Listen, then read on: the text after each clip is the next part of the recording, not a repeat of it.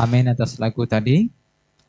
Pada waktu ini saya senang untuk kita sama-sama membacakan ayat inti kita pada saat ini yang mana saya ambil dalam ataupun diambil dalam Hezekil 47 ayat 10, 11 dan 12. Saya bacakan. Maka penangkap-penangkap ikan penuh sepanjang tepinya mulai dari En-Gendi sampai ke En-Englem. Daerah itu menjadi penjemuran pukat dan di sungai itu adalah berjenis-jenis ikan seperti ikan-ikan di laut besar sangat banyak. Tetapi rawa-rawanya dan payah-payahnya tidak menjadi tawar. Itu menjadi tempat pengambil garam. Maka kedua tepi sungai itu tumbuh bermacam-macam pohon, buah-buahan, dan daunnya tidak layu, dan buahnya tidak habis-habis. Tiap bulan ada lagi buahnya yang baru, sebab pohon-pohon itu mendapat air dari tempat kudus itu. Buahnya menjadi makanan, dan daunnya menjadi obat. Hezekil 47 ayat 10, 11, dan 12.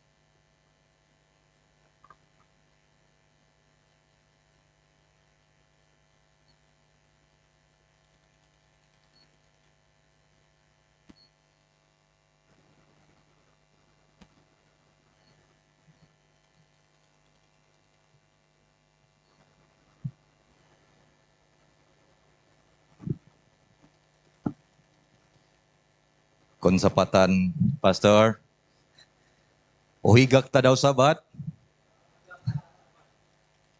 Banal ko hoidak.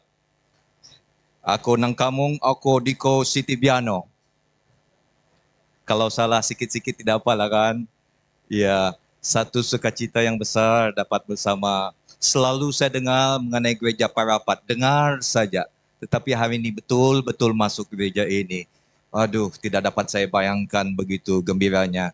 Saya juga mau memuji Tuhan, ada 12 ibu-ibu yang sudah tamat literacy class di bawah pimpinan Puan Jabi. Puji Tuhan. Salam daripada Puan Faridah, daripada MAUM, umat-umat Tuhan. Saya juga mau mengucapkan selamat hari ibu. Ibu-ibu boleh angkat tangan.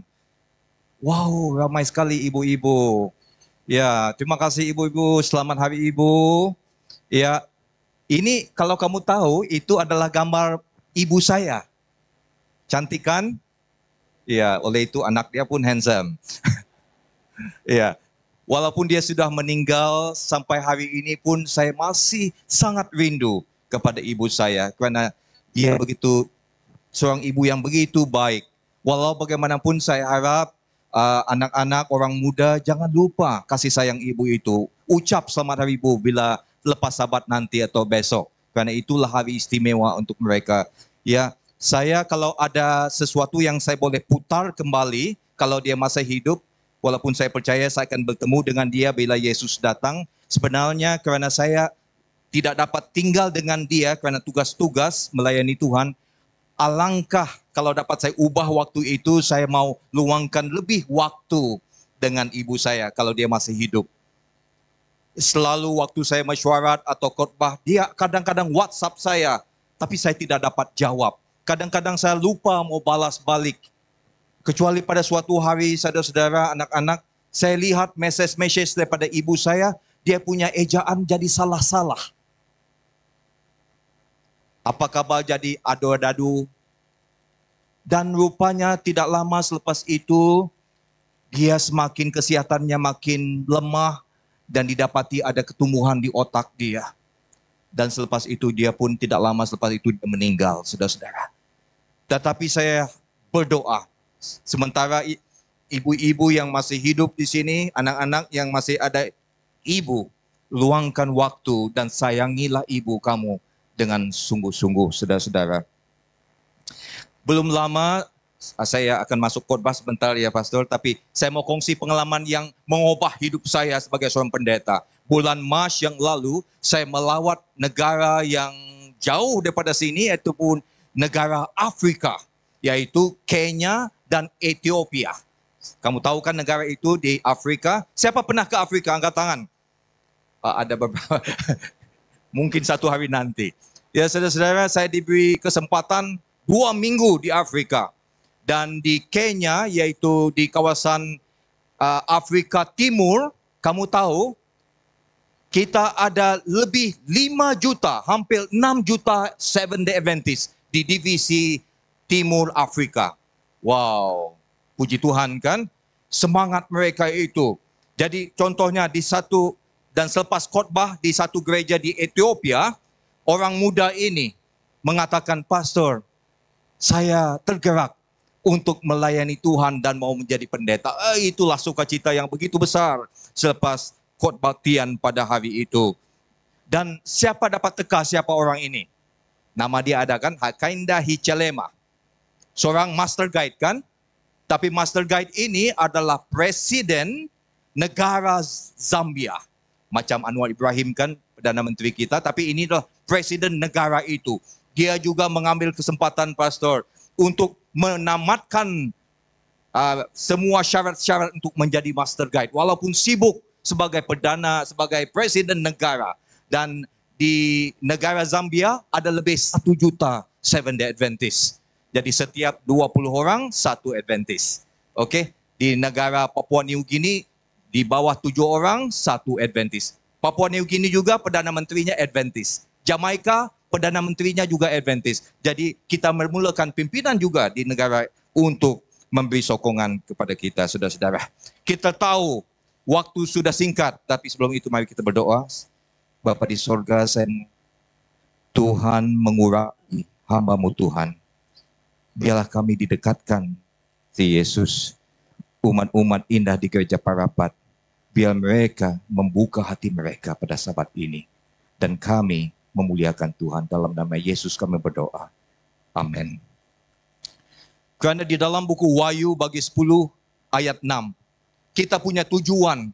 Bukan saja kita mau datang ke gereja, bukan saja kita mau makan potluck, bukan saja kita mau mengecat gereja, mengindahkan gereja kita. Tetapi kenapa kita menjadi umat Adventist dan juga dipanggil dalam misi ini? Kerana firman Tuhan berkata dalam Wahyu 10 ayat 6. Demi Dia yang hidup sampai selama-lamanya. Bukan untuk 2025 saja, Elder. yang telah menciptakan langit dan segala isinya, dan bumi dan segala isinya, dan laut dan segala isinya. Katanya, Tuhan berbicara di sini. Dengar, tidak akan ada penundaan lagi. Di dalam penerjemahan asal bahasa Yunani mengatakan, there is no more time. Tidak ada waktu lagi sebenarnya, saudara-saudara. Tajuk khotbah pada Sabat ini adalah bila Dia berbicara. Kita tahu Tuhan mau berbicara dengan kita. Bukan saja Dia mau melihat daripada jauh, tetapi Tuhan, Brother Danny, Tuhan, saudara-saudara, Elder Ronald, mau berbicara. Sementara dalam Kisah Rasul 13 ayat 2 mengatakan, pada suatu hari ketika mereka beribadah kepada Tuhan, seperti hari ini kita beribadah pada Tuhan dan berpuasa. Siapa berpuasa? Berkatalah, lihat, Tuhan berbicara. Berkatalah siapa di sini? Roh Kudus. Khususkanlah Barnabas dan Saulus bagiku untuk tugas yang telah kutentukan mereka. Dan selepas kejadian itu kita lihat bagaimana gereja-gereja dibuka di seluruh dunia, saudara-saudara. Di dalam Matius 3:11 mengatakan, Ia akan membaptiskan kamu. Yohanes Pembaptis berkata kepada orang, Ia, Yesus Kristus itu, Ia akan membaptiskan kamu dengan Roh Kudus dan dengan api. Saudara-saudara, api itu penting. Saya pulang daripada Filipina, saya melihat tong gas tidak ada lagi. Istri saya masak telur bukan dengan tong, tapi dia lupa mau ambil telepon nama gas. Dia masak telur dengan rice cooker. Kamu dapat bayangkan bagaimana telur itu. Kita punya misi sebagai umat-umat ahli gereja rapat. Di dalam 60.000 anggota kita di Malaysia. Kamu tahu apa misi kita sebagai gereja Seventh-day Adventist? Nomor 1, untuk menjadi murid-murid Tuhan. Nomor 2, untuk mengabarkan berita malaikat. Dan nomor 3, untuk menyediakan orang untuk kedatangan Yesus. 3 ini adalah misi. Itulah sebab kita, kenapa kita wujud sebagai gereja Tuhan, saudara-saudara. Oke? Kamu tahu sudah misi Tuhan. Dan ada juga, walaupun kita coba sedaya upaya untuk menjangkau orang-orang di dunia ini, anak-anak saya yang saya sayangi dari college, dari sekolah vocational, daripada mana kamu? Saudara-saudara, banyak orang juga di luar sana menutup mata mereka walaupun mereka boleh melihat. Banyak juga yang menutup telinga mereka walaupun mereka boleh mendengar. Tetapi alangkah indah kalau mereka boleh membuka hati mereka itu. Karena Tuhan bilang, aku mau menyembuhkan mereka. Saya memerlukan penyembuhan itu setiap hari dalam hidup saya, saudara-saudara yang dikasihi. Di dalam firman Tuhan, Roh Kudus itu diibaratkan dan digambarkan sebagai api, sebagai air, sebagai angin, saudara-saudara. Dan hari ini kita melihat bagaimana Roh Kudus itu digambarkan sebagai air. Boleh kita baca sama-sama supaya kita bersemangat dan tidak mengantuk. Yezkiel 47 ayat 1 sampai 12. 1, 2, 3. Kemudian ia membawa aku kembali ke pintu bait suci. Dan sungguh ada air keluar daripada bawah ambang pintu bait suci itu. Dan mengalir menuju ke timur. Sebab bait suci juga menghadap ke timur. Dan air itu mengalir dari bawah bagian samping kanan dari bait suci itu, sebelah selatan mezbah. Lalu diiringinya aku keluar melalui pintu gerbang utara, dan dibawanya aku berkelilingi dari luar menuju pintu gerbang luar yang menghadap ke timur.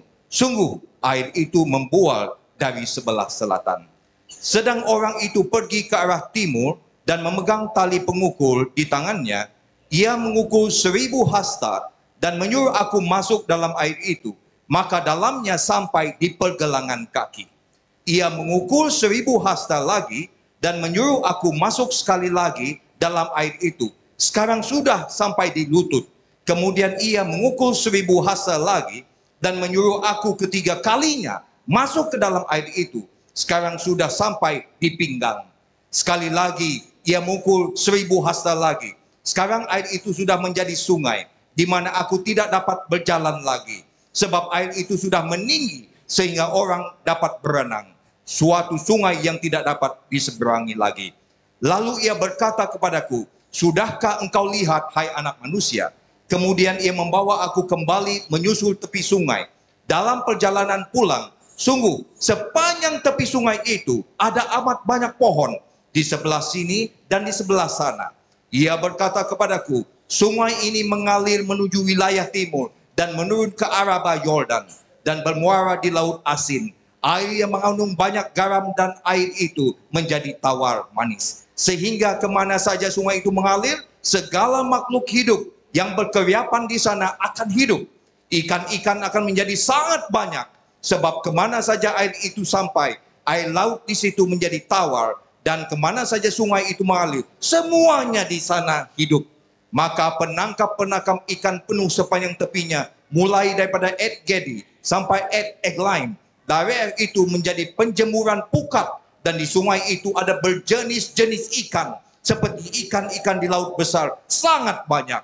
Pada kedua tepi sungai itu tumbuh bermacam-macam pohon buah-buahan, yang daunnya tidak layu dan buahnya tidak habis-habis. Tiap bulan ada lagi buahnya yang baru, sebab pohon-pohon itu mendapat air daripada tempat kudus itu. Buahnya menjadi makanan dan daunnya menjadi obat. Wah, saya teringat ikan-ikan yang sedap-sedap di Kudat ini, saudara-saudara, bila saya baca. Tetapi kita lihat, Yehezkiel mendapat penglihatan, a vision, dan itulah penglihatannya tadi. Kita lihat penglihatan itu sangat menarik, saudara-saudara elder. Penglihatan yang jarang kita dapat lihat bila bait Allah keluar air daripada bait Allah itu. Tetapi kita akan belajar 3 poin yang sederhana pada hari ini, karena khotbah ini sebenarnya agak simple. Tetapi 3 isi yang kita boleh belajar daripada penglihatan itu. Nomor 1, alu-alukan Roh Kudus dalam hidup kamu. Biar kamu menjadi host Roh Kudus dalam hidup kamu. Oke? Host itu tuan rumah kan, Pastor? Biar kamu, kita di Parapat ini menjadi tuan rumah kepada Roh Kudus, saudara. Sangat indah. Coba kamu bayangkan, elder, kamu lihat bait suci, keluar air daripada bait suci secara banyak. Dalam 2025, apa maksud bait suci air keluar? Orang-orang muda, dalam konteks kita orang-orang yang sudah zaman 2025. Air itu mengalir daripada bait suci. Jadi di dalam bait suci itu ada air, saudara-saudara. Dan di dalam 1 Korintus 3:16 ayat 7 mengatakan, tidak tahukah kamu orang Parapat bahwa kamu adalah bait Allah dan bahwa Roh Allah diam di dalam kamu, sebab bait Allah adalah kudus dan bait Allah itu adalah siapa? Adalah kamu. Dengan kata lain, bayangkan kamu, bait Allah itu, daripada kamu itu keluar air. Yaitu keluar sesuatu daripada hidup kamu. Oke? Bait Allah itu siapa? Kita. Kita dikatakan firman Tuhan, kita adalah bait Allah. Dan air keluar daripada bait Allah itu. Artinya air itu ada di dalam kita. Dan firman Tuhan berkata, Yohanes 7 ayat 38. Mari kita baca sama-sama. Supaya kita dapat belajar bersama ayat-ayat Tuhan. Bukan Pastor Abel bilang, tetapi Tuhan. Bait Allah itu adalah kita. Air itu siapa? 1, 2, 3. Barang siapa percaya kepadaku, seperti yang dikatakan oleh kitab suci, dari dalam hatinya akan mengalir aliran-aliran hidup. Akan mengalir air hidup itu. Ayat 39 baca. Yang dimaksudkannya ialah roh yang akan diterima oleh mereka yang percaya. Jadi kita menerima, kita menjadi mengalu-alu Tuhan. Roh Kudus, saya alu-alukan kedatangan Engkau dalam hidup saya, karena saya ada bait suci. Saya jadi host kamu, dan nanti kamu akan mengalir keluar dalam hidup kita, saudara-saudara. Wah, oleh itu sambutlah baik Roh Kudus di dalam hidup kita. Kalau tahun yang lalu lebih 300,000 orang baru menjadi Adventist di Papua New Guinea. Dan kamu tahu mereka bilang ini adalah kuasa Roh Kudus. 300 lebih ribu boleh menjadi Seventh Adventist. Sekarang ada masalah di Papua New Guinea. Masalahnya gereja tidak cukup. Jadi satu sabat 5 servis, 5 kebaktian dalam satu sabat. Karena terlampau ramai orang menjadi Adventist. Karena Roh Kudus itu bekerja. Dan saya percaya Roh hidup bekerja dalam setiap hidup kita, tua atau muda, Roh Kudus bekerja dalam hidup kita. Dalam semua manusia, kita baca dalam Kisah Rasul 2:17, 1-2-3. Akan terjadi pada hari-hari terakhir, demikianlah firman bahwa aku akan ke atas semua manusia, laki-laki dan perempuan, akan bernubuat, kamu akan mendapat penglihatan, dan orang-orang yang akan mendapat mimpi. Momen semua akan kasih pastor terlibat, saudara-saudara. Semua manusia, Hindu, India, Iban, Bidayu, Cina, semua. Rungus jangan lupa, betul Elder Ernest. Saya jatuh cinta sudah dengan umat-umat Rungus di sini. Ya, baik-baik orang Rungusnya. Dan bila kita mengundang dia, seperti bagaimana Yesus dibaptis, sister. Roh Kudus juga dilambangkan sebagai bunga bukan burung merpati. Dan burung merpati itu tinggal di atasnya. Wow, biarlah Kudus itu tinggal dalam hidup kita seperti dia tinggal bersama Yesus. Saya tidak tahu kalau kamu anak-anak pernah melihat banyak merpati di sana. Kalau kita biasa mau kacau itu merpati, kita lari. Kalau kita kacau merpati itu, apa terjadi? Merpati itu akan terbang, bukan? Itulah terjadi. Tetapi saya juga perhatikan kalau orang itu perlahan, merpati itu akan singgah di bahu orang itu, dan bila berjalan perlahan-lahan, hidupnya tenang dan ikut jaga langkah yang betul, merpati itu akan tetap berada di bahu orang itu. Jadi saudara-saudara, kalau Roh Kudus bersama kita dan kita mengikut dia, dia akan tinggal di dalam kita dan tidak akan terbang dan lari daripada hidup kita kalau kita ikut suaranya, saudara-saudara. Bagaimana kita hidup supaya Roh Kudus itu tetap tinggal dalam kita? Nomor 1, terus berdoa. Puan Jaibi, Elder Jaibi, terus berdoa. Saya dari kecil, dari muda, masih ingat Puan berdoa waktu dalam penerbitan dulu. Saya masih ingat doa-doa itu. Jangan anggap itu Tuhan kita seperti mesin ATM. Oh Tuhan, saya mau 50 ringgit hari ini. Tuhan, saya mau ini hari ini. Tuhan, tolong saya beli kereta. Jangan. Tuhan, gunakan saya. Tuhan, Engkau menjadi berkat kepada orang, ribu-ribu orang di sini. Terus di dalam firman Tuhan, dengar suara Roh Kudus dalam hidup kita. Siapa akan menjadi kekasih saya? Siapakah akan menjadi istri saya atau suami saya nanti? Kalau yang masih mencari, dengar suara Tuhan. Supaya kita terus menjadi alat yang suci. Supaya Tuhan, Roh Kudus itu bukan saja berbicara, tetapi boleh tinggal dalam hidup kita. Roh Kudus juga berbicara secara berbisik. Coba lihat ini. Elijah, selepas itu api datang, tetapi Tuhan tidak menyatakan diri dalam api itu. Kemudian suasana menjadi senyap, lalu terdengar suara yang lembut bagaikan bisikan. Saya kadang-kadang tertanya, Elder, kenapa Tuhan berbisik dalam hidup kita? Kenapa Tuhan berbisik dalam hidup kita?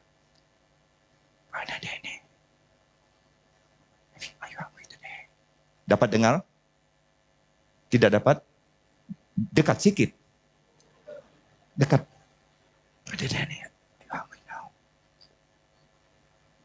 Dekat, dekat sikit. Kalau belum dapat dengar.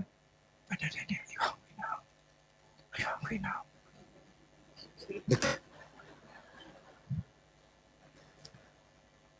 Brother Danny, are you hungry now? Okay. Waktu dia jauh, dia tidak dapat dengar. Tetapi bila dia datang lebih dekat kepada saya, baru dia boleh dengar. Tuhan mau berbisik kepada kita mungkin kerana dia mau dekat kepada kita. Dia mau satu hubungan, dia mau diam di dalam kita supaya kita dapat datang dekat semasa dia berbisik dalam hidup saya. Saya selalu main-main dengan anak saya. Bila dia datang dekat saya, saya, lu kuat-kuat, dengar kamu. Nomor 2, ada 2 lagi anak-anak, hampir mau habis ini. Nomor 1, kita alu-alukan kedatangan Roh Kudus dalam hidup kita supaya dia diam dalam hidup kita. Nomor 2, berserah kepada Roh Kudus di dalam hujung akhir zaman ini, saudara-saudara. Surrender to the Holy Spirit. Bayangkan, malaikat itu dalam visi Ezekiel menyuruh Ezekiel berjalan sejauh 1000 hasta.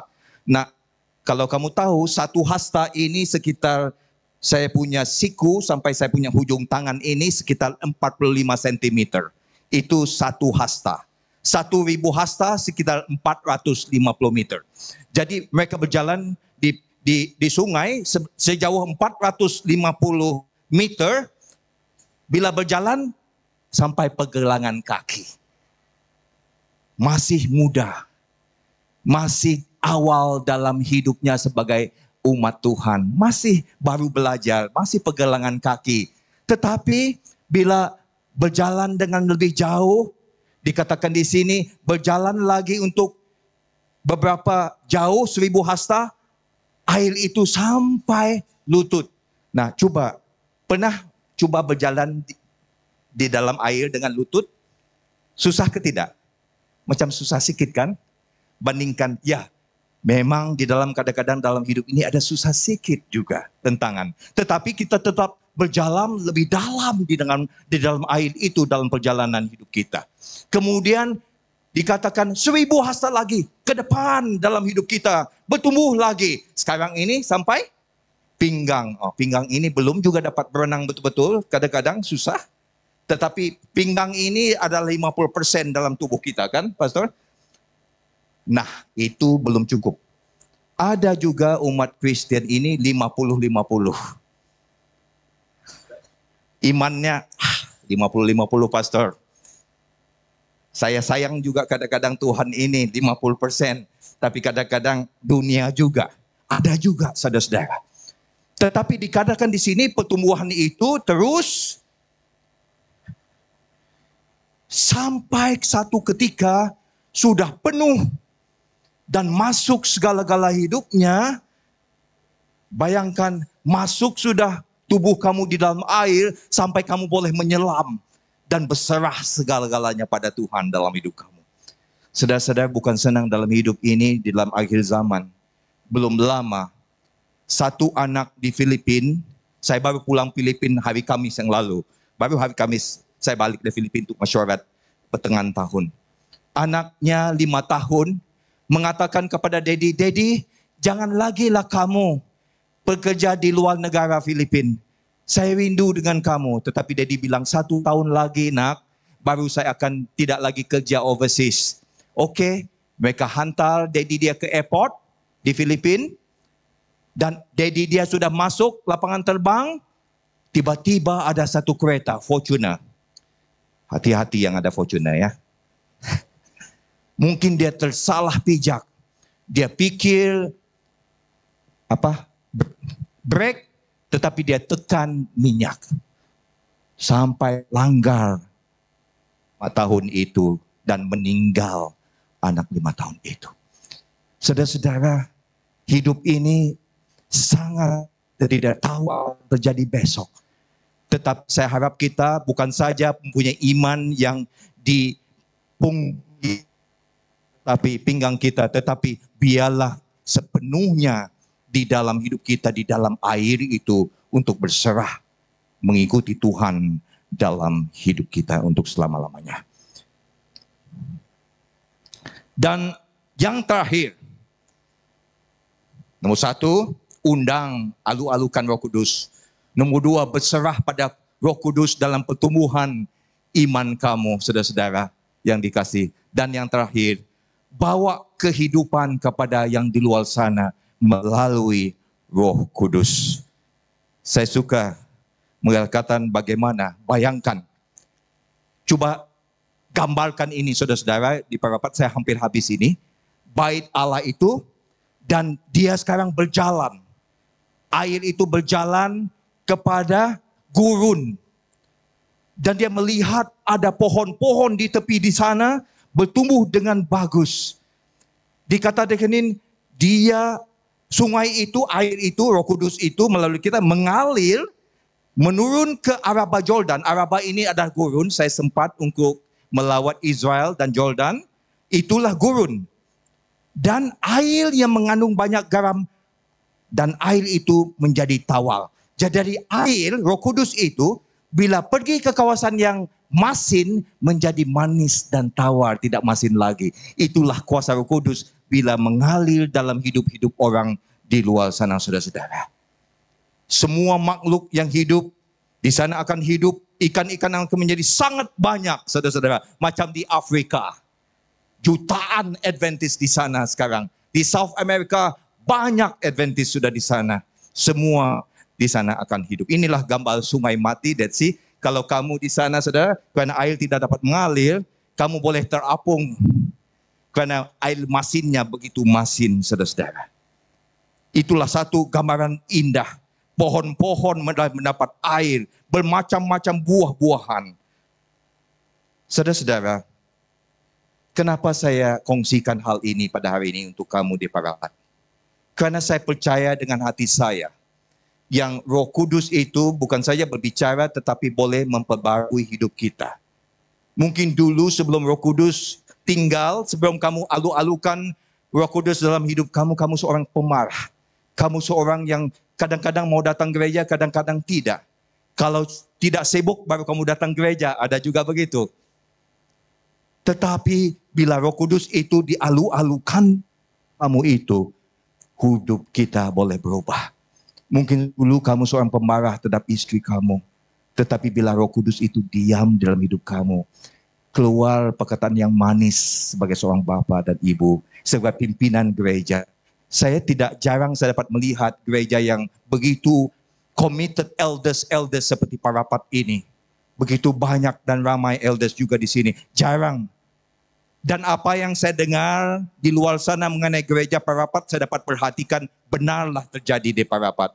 Anggota di sini. Amin. Saya bukan memuji, tetapi saya berterima kasih. Tersentuh bila melihat komitmen. Biarlah Tuhan, jangan berhenti di situ. Terus minta Tuhan perbarui. Pulihkan sekeliling kita. Karena banyak juga yang memerlukan pemulihan dalam hidup kita. Dan kita tahu ini akan terjadi. Satu hari nanti di dalam Wahyu 22 ayat 1 dan 3. Itulah kerana kita terus mau melakukan misi Tuhan. Kerana di dalam penglihatan Yohanes berkata, di dalam Wahyu 22, 1, 3, lalu ia menunjukkan kepadaku, kata Yohanes, sungai air kehidupan, the river of life, yang jernih bagaikan kristal, dan mengalir keluar dan takhta Allah dan takhta domba itu. Di tengah-tengah jalan kota itu, yaitu di seberang menyeberang sungai itu, ada pohon-pohon kehidupan yang berbuah 12 kali, tiap-tiap bulan sekali, dan daun-daun pohon itu dipakai untuk menyembuhkan bangsa-bangsa. Tidak ada kematian lagi, tidak ada kanser lagi, tidak ada benci lagi di sana, saudara. Oleh itu, kita harus sama-sama memegang pada misi Tuhan, supaya mereka juga boleh merasakan di dalam suasana indah itu tidak lama lagi. Dan yang paling indah, saudara-saudara, kalau kamu lupa semua message saya, di tempat itu nanti tidak akan ada laknat. Karena tata Allah, karena ada domba Yesus Kristus ada di dalamnya. Dan hamba-hambanya, kamu dan saya, akan beribadah lebih indah daripada ini. Nyonya White berkata, we shall see him face to face. Kita akan melihat dia muka dengan muka. Seperti saya sering dengar mengenai gereja Parapat. Tetapi hari ini saya dapat melihat kamu muka dengan muka. Indah kan? If we now give ourselves up, kalau kita menyerahkan hidup kita untuk dibentuk, to be molded and fashioned, dibentuk. Dibentuk oleh siapa? Oleh Dia, oleh Roh Kudus. Bukan dibentuk oleh siapa-siapa ini. Bukan dibentuk oleh, saya tahu ada cikgu-cikgu, bukan, tetapi oleh Roh Al-Kudus. And prepared, dan disediakan untuk satu tempat in the kingdom of God. Untuk satu. Mungkin kamu pernah dengar cerita ini, tapi saya tutup dengan cerita ini, Pastor. Saya sangat tersentuh, saya sudah ceritakan cerita ini banyak kali. Tetapi setiap kali saya ceritakan hal ini, saya tetap diberi semangat. Pastor Pavel Goya adalah orang Romania, pastor, sekretaris kependetaan untuk General Conference. Dan dia ceritakan dia ada 2 aki. Kamu tahu aki? Aki adalah dato, grandfather. Satu aki sebelah mak, satu aki sebelah bapak. Aki dia yang sebelah emak itu tinggi, besar, dan sangat kaya. Punya emas-emas, tanah yang luas. Tetapi aki yang sebelah bapak dia kurus, kecil, miskin. Nah, saya tanya, kalau kamu pilih calon suami, mau yang pertama, aki yang mak atau aki yang bapak? Yang pertama. Yang pertama, dia jujur. Dia pilih aki yang kaya, yang besar, yang kuat. Tapi ceritanya belum habis. Dua-dua Seventh-day Adventist. Wow. Aki yang pertama itu kaya, tetapi orangnya kuat marah. Dengar. Masih boleh obat atau masih boleh terus. Kaya, tetapi kuat marah. Kalau kurang masih ini istrinya masak, dia akan tampal istri dia. Aduh. Dia akan teriak, salah sedikit dia akan marah. Tetapi aki yang kurus, yang miskin itu sentiasa melayani Tuhan, menjual buku-buku, memberitahu mengenai Yesus di negara komunis Romania ketika itu, keluar masuk penjara. Tidak ada waktu untuk membeli tanah-tanah karena sering keluar masuk penjara. Dan walau bagaimanapun sentiasa tersenyum. Walaupun miskin. Sering dia menyanyikan lagu. And behold him far beyond the starry sky. Face to face. Face to face, my heart, behold him, I shall see him by and by. Jadi Pastor Goya mengatakan, Aki, apa kamu selalu menyanyi? Kenapa kamu selalu memuji Tuhan walaupun kamu miskin? Karena dia tahu, mestilah. Karena Yesus diam dalam saya dan saya akan bertemu dengan Yesus tidak lama lagi. Aki yang kaya itu walaupun Adventist, dia meninggal. Sangat sedih. Dia meninggal akhirnya membunuh diri. Kasihan. Walaupun punya segala sesuatu, tetapi Yesus tiada di dalam hidupnya. Boleh ke gereja, tetapi Yesus tidak dalam hidup kita. Tetapi aki sebelah bapa, yang miskin, yang kecil, yang sering menyanyi mengenai kedatangan Yesus, hidup sampai umur 105 tahun. Amin. Pada suatu hari dia selepas mengongsikan firman Tuhan, dia ketuk pintu, istri, wife, saya sudah pulang. Dan istrinya menjawab, Honey, boleh tunggu? Karena sudah masa waktu mau makan. Dia bilang, dear, tunggu 20 menit ya. Belum masak lagi nih. Kalau yang suami, yang aki yang sudah kena tampal tuh kalau siap masak. Tapi aki yang kurus bilang, oke sayang, 20 menit itu saya akan baca firman. 20 menit itu saya akan menyanyi lagu Yesus. Biarlah kamu masak dulu. Karena dialah kekasih jiwa saya. Lepas masak, istrinya memanggil, honey, makanan sudah sedia. Tiada jawaban. Honey, makanan sudah sedia nih, Bah. Bila lihat di meja, firman Tuhan dibuka. Tetapi aki itu sudah tutup matanya untuk rehat di dalam Yesus. Menanti waktu bila Yesus datang. Saudara-saudara, kita membuat pilihan hari ini untuk mengalukan Tuhan sebagai tetamu yang paling istimewa dalam hidup kita.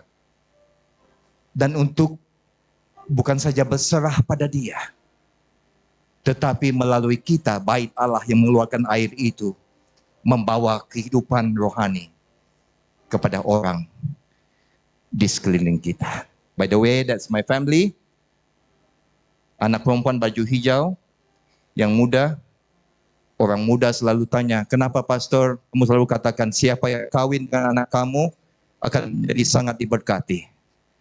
Saya bilang pasti diberkati siapa yang kawin dengan anak saya. Karena mereka akan mendapat bapak mertua yang paling bagus di dunia. Saya tidak tahu mak mertua, tapi bapak mertua.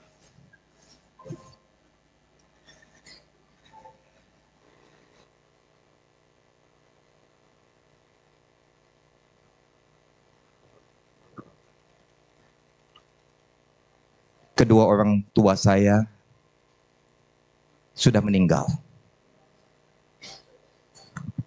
Tetapi karena iman mereka, saya berkata terima kasih. Saya tetap di sini, melayani dan mempercayai Tuhan. Seperti bagaimana Tuhan berkata kepada Musa. Tuhan berbicara dengan Musa, muka dengan muka seperti seorang teman. Tapi saya percaya satu hari nanti saya akan bersemuka dengan ibu bapa saya. Tetapi lebih daripada itu, saudara-saudara, saya mau bersemuka dengan anggota gereja Parapat. Karena saya tidak tahu bila saya boleh datang lagi. Tetapi lebih daripada itu, kita akan bersemuka dengan Yesus Kristus, kekasih jiwa kita. Itulah doa saya. Tuhan memberkati. Amin pada Tuhan. Terima kasih.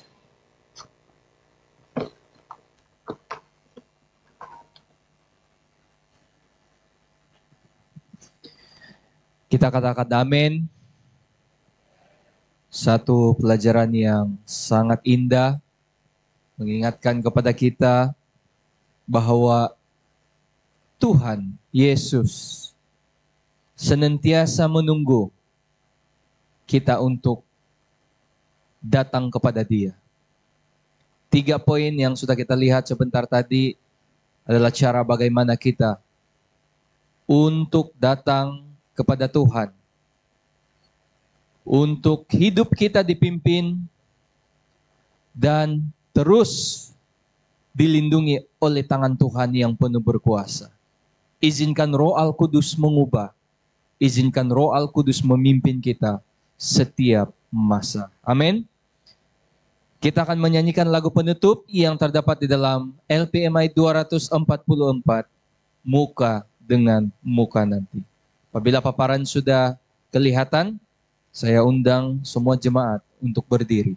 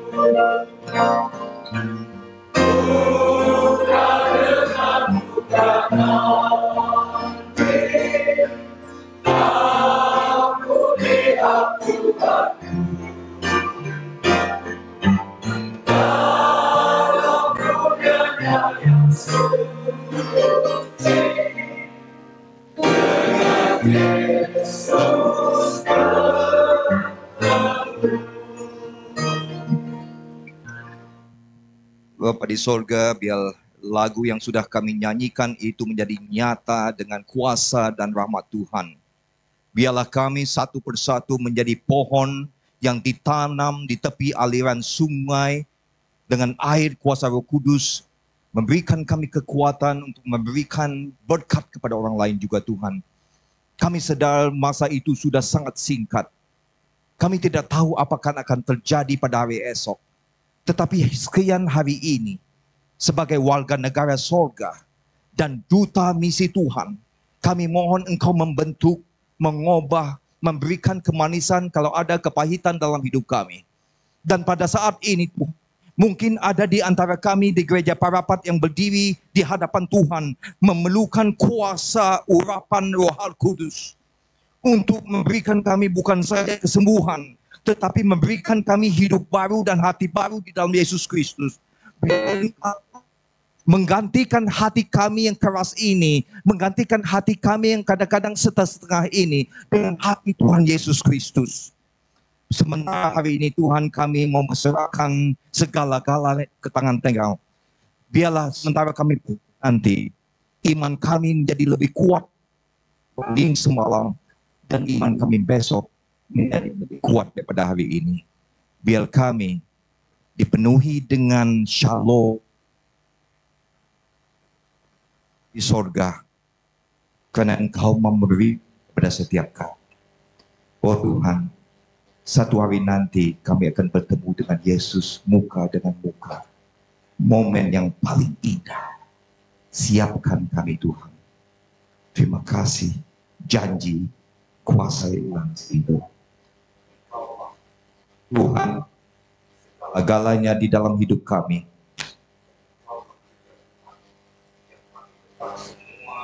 Harapan dan juga kasih kami. Biarlah Engkau memberkati gereja Parapat, pimpinan pastor kami yang dikasihi Fernie, dan semua pimpinan di sini. Satukan mereka, penuhi mereka dengan Roh Kudus. Biarlah mereka bukan saja disiapkan, tetapi berserah segala-galanya. Dalam Yesus kami percaya, kasih Bapa yang memenuhi kami, rahmat Yesus Kristus yang begitu indah, dan persekutuan manis Roh Kudus bersama kami sekarang dan selamanya. Ini kami berdoa. Amin.